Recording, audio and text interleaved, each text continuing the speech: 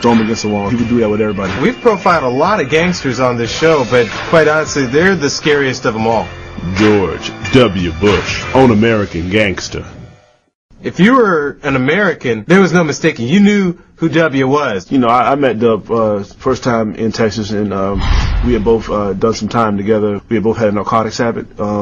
He came out of his. In December 2000, after a much contested feud, Texas kingpin George W. Bush became the new head of the Americans. We very quickly turned that town from blue to red. D.C. became a red town. A lot of people say W is just one of those people. He didn't really have a lot of options. I mean, his father was a gangster. He was going to be a gangster. W was a ruthless young man who became like a king. Just a one-finger victory salute. He watched the movie New Jack City about 15 to 20 times a day, and he would often look at the White House and say, I can make this just like the Carter Apartments. I never quite understood what he meant by that. W took his power like only the son of a hustler can, quickly installing two notorious lieutenants, Richard Freeway Cheney and Donald Tookie Rumsfeld. We refer to that around the house as the slapdown.